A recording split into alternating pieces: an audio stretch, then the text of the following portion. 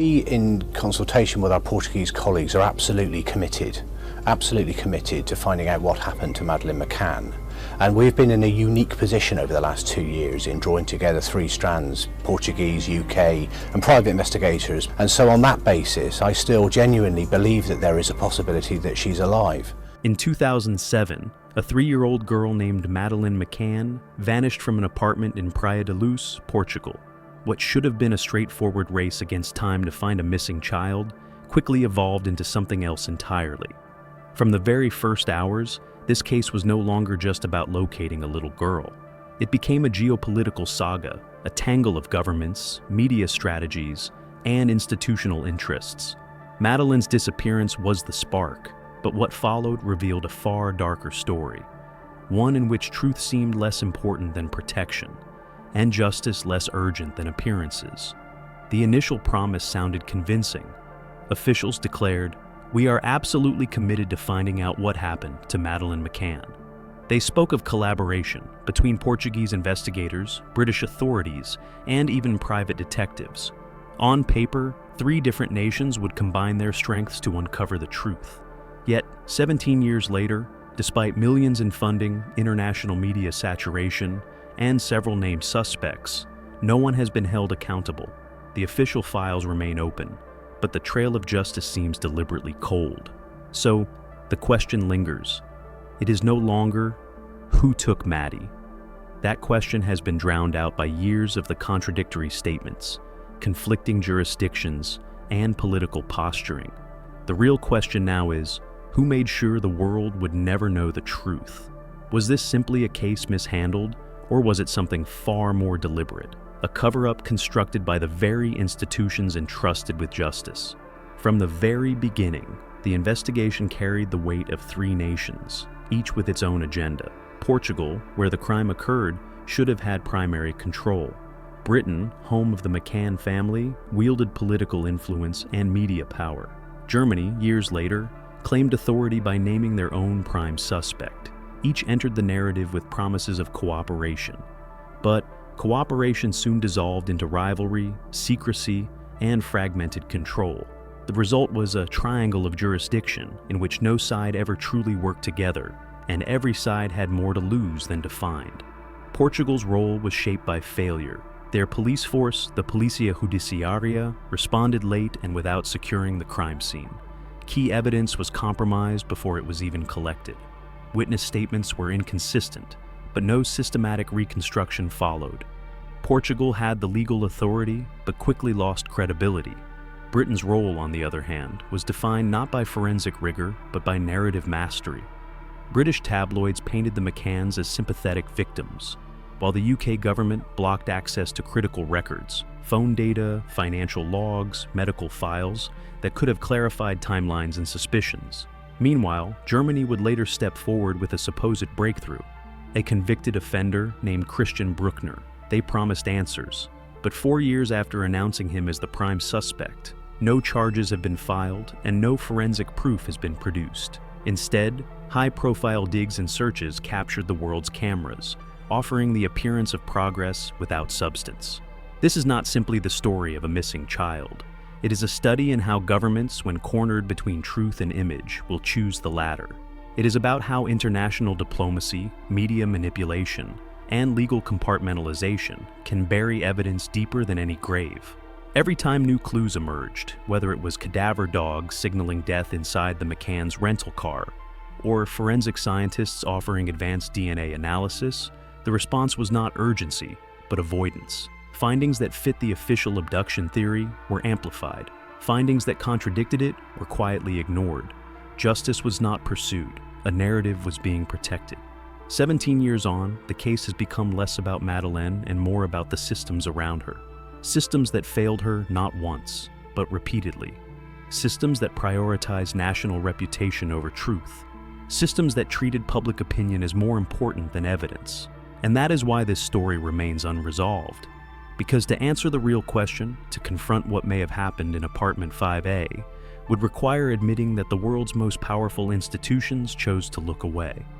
And perhaps that was always the point.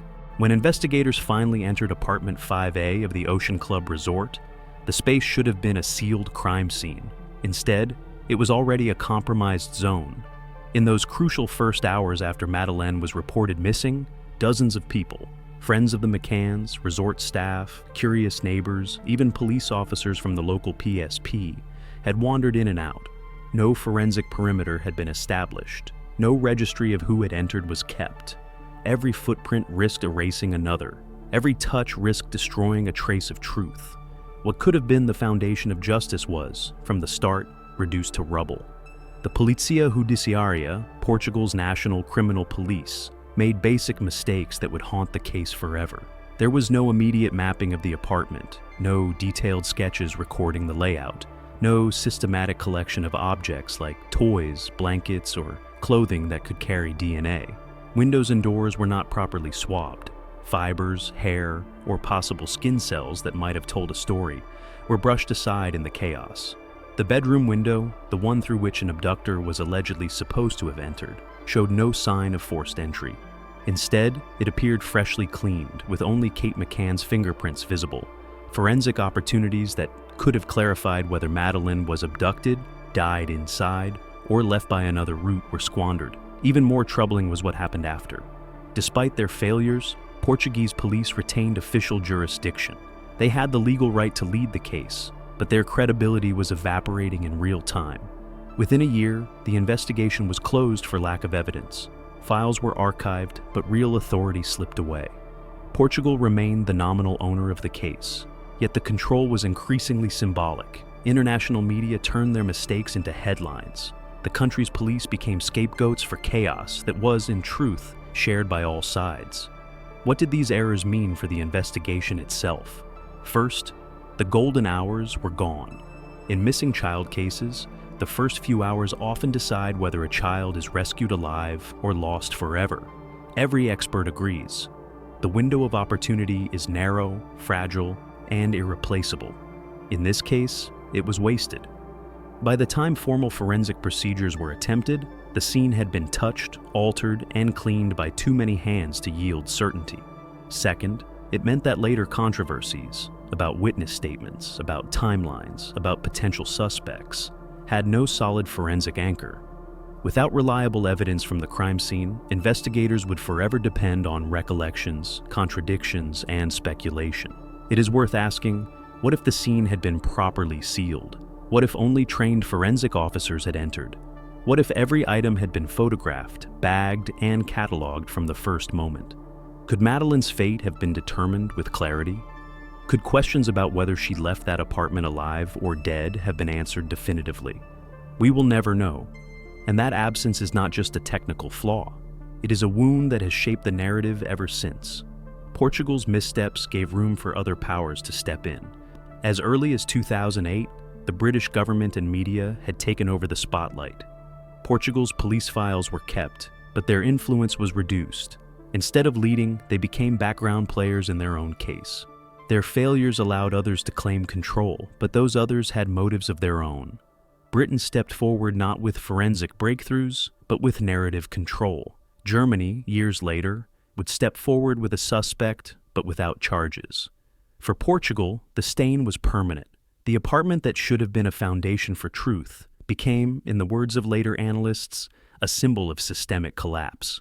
Experts called it a total breakdown of basic protocol. 17 years later, forensic specialists still point to Apartment 5A as one of the most catastrophic examples of how mishandling an early crime scene can doom an investigation. And so, the first link in the chain broke. Madeleine vanished. The evidence did not. But the system failed to protect it. From that failure, every later stage of the case would suffer. Because without a reliable beginning, how can any ending be trusted? If Portugal's weakness was forensic failure, Britain's strength and danger was control of the story. From the earliest days, the British press saturated the public with sympathetic portrayals of Kate and Gerry McCann. Tabloid headlines painted them as model parents, devastated by unimaginable loss. Photographs of their grief filled front pages. Television networks broadcast daily updates, often with the McCanns at the center. To the world, they became not just a family in mourning, but almost national symbols of innocence and tragedy. But beneath that flood of sympathy was something more calculated.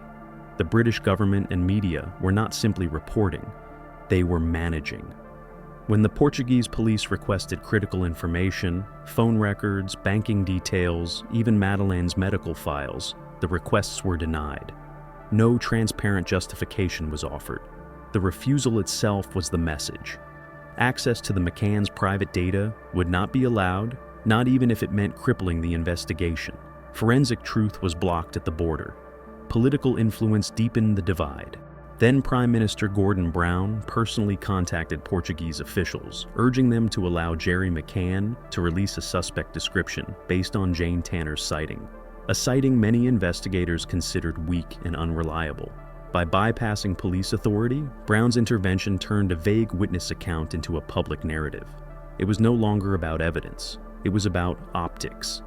Britain had entered the case not as a neutral ally, but as a powerful actor shaping direction. The most visible symbol of this shift was Clarence Mitchell.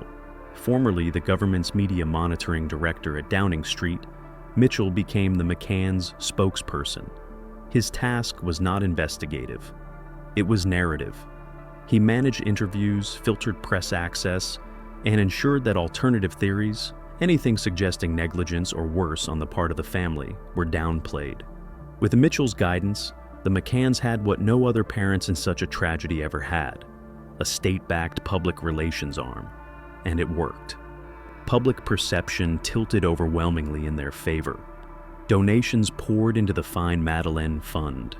Politicians, celebrities, and religious leaders voiced support.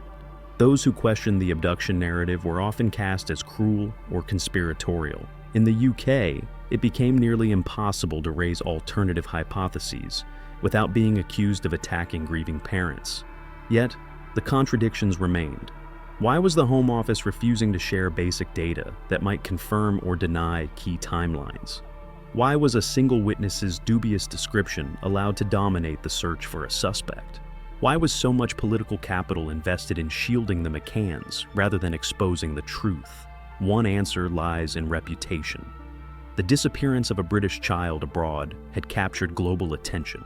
For the UK government, the stakes were not only about finding Madeleine, but about preserving the image of British citizens as victims, never suspects. To admit otherwise would risk diplomatic embarrassment and domestic outrage.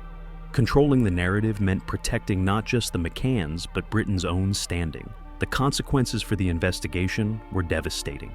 Portuguese authorities, already reeling from their mishandled crime scene, found themselves undermined at every turn. Their suspicions, even when rooted in evidence, were dismissed as incompetence or bias. Media framing made it nearly impossible for them to pursue uncomfortable leads without facing international condemnation. By 2008, Portugal was effectively sidelined. Britain, through media saturation and political muscle, had seized the wheel. But here lies the paradox. The nation that shouted loudest about justice also withheld the very data that might have delivered it. Phone logs that could clarify movement, bank statements that could trace spending, medical files that could provide context, all locked away. For investigators, it was like trying to solve a puzzle while one piece, the central piece, was deliberately hidden. This was Britain's role: to protect, to manage, and to control. They kept the world's eyes fixed on the image of grieving parents while quietly ensuring that the deeper, harder questions never found their way into the courtroom. It was not justice, it was theater. And as Britain told its story, the world believed it. But belief is not truth. And in the shadows of that carefully managed narrative, another silence was growing. The silence of evidence ignored, voices suppressed, and possibilities erased. In June 2020, the German authorities stepped into the spotlight with a bold announcement. They had identified a new prime suspect in the disappearance of Madeleine McCann. His name was Christian Bruckner, a convicted sex offender and German national who had lived intermittently in the Algarve between 2000 and 2017. Unlike previous leads that were whispered or leaked, this one came with authority. German prosecutors declared publicly that they believed Madeleine was no longer alive and that they were treating the case as a homicide. For a world starved of answers, it felt like a breakthrough. Headlines erupted, hope flared. But then, something strange happened. Nothing. 4 years have passed since that announcement. Bruckner remains in prison on unrelated charges, but no indictment has ever been filed in connection with Madeleine. No courtroom has heard evidence against him. No trial has been prepared. Instead, what Germany has offered are highly publicized search operations, covered extensively by international media, but producing no physical results. In 2023, police combed through a reservoir in Portugal. In 2024, they excavated another area nearby. Drones flew overhead, dogs sniffed the ground, forensic tents were erected, cameras captured every moment. And yet, when the dust settled, officials quietly admitted, nothing of significance was found. The pattern raised troubling questions. Were these searches genuine investigative efforts, or were they symbolic gestures designed to create the appearance of progress? Was Bruckner truly a suspect, or was he a placeholder? A name to fill the silence? To keep public attention alive while deeper failures remained unaddressed? German prosecutors have offered little clarity. Pressed for details about the evidence that led them to Bruckner, they responded with vague statements and evasions. There is currently no prospect of prosecution, they admitted in 2024. That single sentence revealed everything. If there was no path to charges, why name him at all? Why seize the case from Portugal and sideline British cooperation, only to deliver nothing? The deeper issue was not simply the lack of results, but the way Germany assumed control. They conducted searches on Portuguese soil without establishing a joint task force or transparent oversight. Portuguese police, the legal custodians of the case, were reduced to symbolic observers. British agencies, meanwhile, were kept at a distance. Germany stood alone, declaring authority but withholding accountability. The irony is sharp. In theory, the involvement of 3 nations should have strengthened the investigation, shared resources, shared intelligence, shared responsibility. Instead, it fractured into a triangle of suspicion, ego, and political self-interest. Portugal, weakened by its early failures, lost credibility. Britain, while controlling the narrative, refused to share critical data. And Germany, stepping in with a promise of resolution, produced theater instead of justice. Forensic truth remained elusive. Bruckner's criminal past was vile. His proximity to Praia da Luz in 2007 suspicious. But suspicion is not evidence, and evidence is the lifeblood of justice. Without it, Bruckner is neither guilty nor cleared. He exists in a kind of legal limbo, guilty enough for headlines, not guilty enough for charges. A suspect in name, not in law. To the public, it feels like manipulation. Each high-profile search, each confident declaration, fuels the illusion that the case is alive, that answers are close.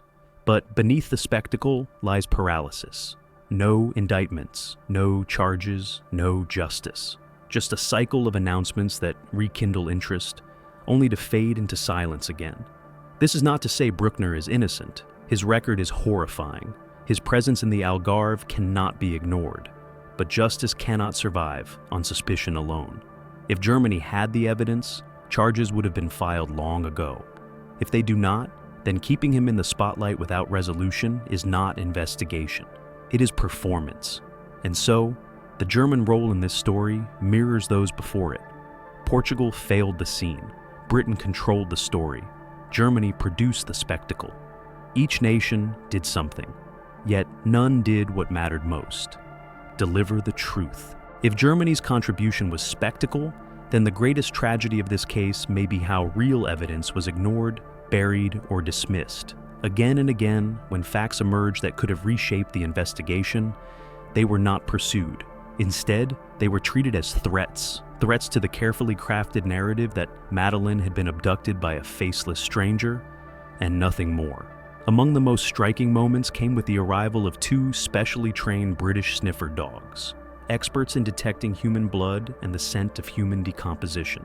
Their reputations were impeccable, their records internationally recognized. Brought to Portugal, they were set loose to search apartments, vehicles, and properties connected to the case. Their findings were chillingly precise. Both dogs alerted strongly in only 2 locations: apartment 5A, where Madeleine was last seen, and the boot of a Renault Scenic rental car hired by the McCanns weeks after her disappearance. No other apartments triggered a reaction. None of the other cars were flagged. No alerts at the home of Robert Murat, a man then suspected. Only the McCann's apartment and their rental vehicle. In most investigations, such specific alerts would spark immediate follow-up, a second round of forensic testing, new interviews, a fresh timeline reconstruction. Here, they were brushed aside. The response was not urgency but discomfort. Kate and Gerry McCann publicly questioned the reliability of the dogs. Kate, in particular, made a remark that struck many as strange. She asked whether it was even possible for a dog to detect the scent of death from a body that had been removed months earlier. On the surface, it sounded like skepticism, but to others, it seemed like something more, an inadvertent admission that a body had once been there. For parents clinging to the belief that their child was alive, it was a macabre hypothetical to voice, too specific, too defensive, and far too revealing. And yet, neither the Portuguese nor British authorities treated the dog's alerts as central leads. No comprehensive re-examination of apartment 5A. No targeted forensic testing in the scenic. The DNA samples collected were ambiguous and later deemed inconclusive, but even that did not have to be the end. Years later, Dr. Mark Perlin, a world-renowned forensic expert in probabilistic DNA interpretation, offered to reanalyze the samples using advanced software capable of extracting clarity from degraded evidence. He even promised to do it free of charge. His offer was groundbreaking. A single algorithm could potentially confirm or exclude critical matches that traditional methods had failed to resolve. But his offer was ignored. Neither the McCann family nor German prosecutors responded. No cooperation, no explanation, just silence. In any legitimate investigation, a no-cost opportunity to refine DNA results would be seized immediately. Here, it was left to wither. Why? Because when evidence fit the abduction narrative, it was amplified. When it challenged that narrative, it was sidelined. The dog's alerts, Kate's slip of the tongue, the promise of cutting-edge DNA analysis. Each was a chance to dig deeper. Each was brushed away. What emerged was a pattern. Science was feared, not embraced. The truth was a liability when it risked destabilizing the story that powerful institutions needed to maintain. The result was a kind of investigative blindness. The most tangible empirical findings in the case, the alerts in 5A and the scenic, were stripped of their weight. Instead, the public was encouraged to keep chasing the image of a mystery man vanishing into the night, leaving behind no fingerprints, no DNA, no footprints, no witnesses. A narrative so clean it was almost sterile, but one that conveniently protected those closest to Madeleine. Taken individually, each piece might be dismissed as inconclusive. Dogs are not courtroom evidence. A mother's strange comment may be grief, not guilt. DNA analysis can be complex, but taken together, the pattern is unmistakable. This was not the behavior of investigators chasing truth. This was the behavior of institutions managing risk, guarding reputations, and protecting a story too delicate to disturb. And in that silence, the possibility of justice was smothered. Evidence was not lost, it was abandoned. If the evidence was muted, then the witnesses became silent in a way that was almost unnatural. On the night Madeleine disappeared, the McCanns were dining with 7 close friends at the Ocean Club Resort. They became known as the Tapa 7. Together, they formed the last circle of adults who saw Madeleine alive. In any serious investigation, their statements, memories, and cooperation would have been vital. Yet over 17 years, what stands out is not what they said, but what they never had to say again. From the very beginning, inconsistencies appeared in their accounts. Some claimed dinner began around 8:30 p.m. Others suggested different times. Stories conflicted about who left the table to check on children, at what times, and for how long. Jane Tanner reported seeing a man carrying a child at 9:15 p.m., yet none of the others at the table, sitting just meters away, noticed him. Even Gerry McCann, who had just returned from checking on Madeleine around the same time, did not see such a figure. The contradictions piled up, but without strong forensic anchors from the crime scene, police had little to test these testimonies against. By 2007, Portuguese investigators proposed a simple solution: a full reenactment. Bring the Tapa 7 back to the resort. Walk through the timeline. Clarify who moved where and when. It was a standard procedure in complex cases. But the group refused. They cited trauma, legal risks, and media harassment. Without legal power to compel them, the request quietly faded. That refusal should have raised alarms. In most child disappearance cases, witness cooperation is considered a duty. Here, silence was permitted. In the years that followed, the silence hardened. No member of the Tappa 7 has been re-interviewed by German authorities, despite their claim to lead the case since 2020. The British labeled them witnesses only, and Portugal, under pressure, backed away. Their original statements, conflicted, imperfect, and incomplete, remain frozen in time. Remarkably, none of them has ever revised, retracted, or contradicted their accounts publicly. For nearly 2 decades, their story has stayed uniform, like a script rehearsed too many times. David Payne, one of the group, once made a statement that seemed to sum up their collective approach. "This is our matter. All comments go through Gerry." On the surface, it was a plea for privacy, but the phrasing carried a deeper weight. It suggested a coordinated strategy, a determination that only one voice, Gerry's, would speak, and that the rest would hold the line. That line has never broken. No leaks, no anonymous confessions, no late-night revelations, just silence. And the authorities allowed it. No prosecutor compelled fresh testimony. No judge demanded sworn statements years later. No international task force insisted on pressing them again. It is as if 3 nations, Portugal, Britain, and Germany, quietly agreed that reopening the Tappa 7 would be too destabilizing. Better to let their silence stand, even if it meant leaving one of the case's central questions unanswered. In most criminal cases, memory is fluid. Witnesses change their accounts. Details shift with time. Discrepancies emerge. That is normal. What is not normal is uniform silence across 7 people for nearly 20 years. It is an anomaly in legal history, and it may be the loudest clue of all, because silence, when protected by institutions, becomes a shield. And shields are built to protect something worth hiding. So, we are left with the unavoidable question. If there is truly nothing to hide, why has the silence lasted so long? Why, after 17 years, have none of the Tappa 7 been forced to sit in a room, under oath, and walk step by step through that night? Why have governments that claim to seek justice never demanded it? The answer may be as unsettling as it is simple. Sometimes silence is not absence. Sometimes it is design. To understand why the Madeleine McCann case remains unsolved after 17 years, one must look not only at the evidence and witnesses, but at the institutions that frame the entire investigation. Behind the crime scene failures and the silenced testimonies lies a deeper truth. This case became political almost from the moment it began, and once politics enters a courtroom, justice rarely follows. Portugal carried scars before Madeleine even disappeared. In 2004, the country had faced another child tragedy, the disappearance of 8-year-old Joanna Cipriano. Her mother and uncle confessed, but photographs showing the mother's bruised face sparked accusations that confessions had been forced under duress. One officer was later convicted for falsifying official documents. The damage was done. Portugal's police and justice system were branded, in the eyes of many, as unreliable.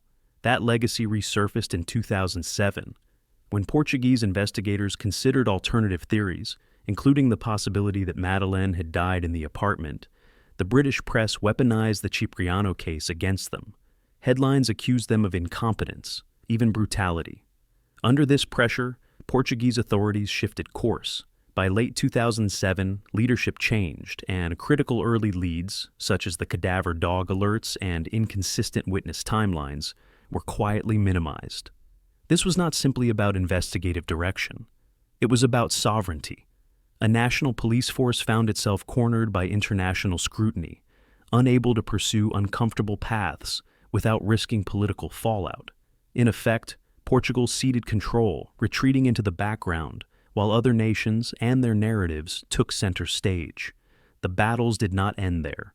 In 2008, after being removed from the investigation, a Portuguese investigator published a book suggesting that Madeleine had died in the apartment and that her body had been hidden. The McCanns sued, claiming reputational harm. At first, Portuguese courts sided with them, banning the book and imposing financial penalties. But the fight escalated to the European Court of Human Rights. In 2021, the court ruled in favor of the author, affirming his right to free expression under Article 10 of the European Convention. The judgment was not an endorsement of his theory, but it was a striking reminder. Truth cannot be silenced by reputation. The irony was sharp. Portugal, pressured to mute its own voices, had to be corrected by a supranational court.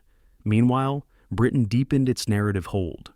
Political figures intervened directly, media advisors controlled messaging, and the Home Office refused transparency. Their refusal to release key data, phone logs, bank records, medical files, effectively blocked Portugal from pursuing lines of inquiry that could have reshaped the case. Instead, British influence framed the disappearance as a global humanitarian crisis. Within 72 hours, the McCanns were giving interviews on BBC, Sky, and CNN.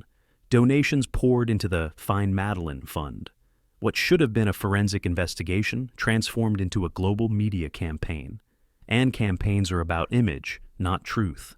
Germany, for its part, offered one final twist. By naming Christian Bruckner as a suspect, but failing to indict him, they preserved the illusion of progress. Every few months, a new search, a new announcement, a new headline reignited public attention. But beneath the spectacle, nothing moved. No charges, no trials. Just a suspect held in limbo, useful enough to occupy headlines, too weak to withstand a courtroom. And so, the pattern is revealed. Portugal mishandled the beginning. Britain controlled the narrative. Germany staged the performance. Together, they created a cycle in which truth was never the goal. Each government acted to protect itself, its reputation, its citizens, its institutions. Justice for Madeleine was secondary. Perhaps unspoken, it was never the priority at all. 17 years on, the result is clear. No one has been convicted. No definitive evidence has been tested to its limits. Witnesses remain unchallenged. Files remain sealed. Madeleine McCann is no longer only a missing child. She has become a symbol of how political optics, legal red tape, and media management can suffocate truth. And that is the legacy. A little girl vanished, but her case grew too big, too delicate, too political to resolve. What remains is a haunting question. Was this failure born of incompetence, or was it a decision? Because sometimes silence is not what is left behind when truth is lost. Sometimes silence is the strategy itself.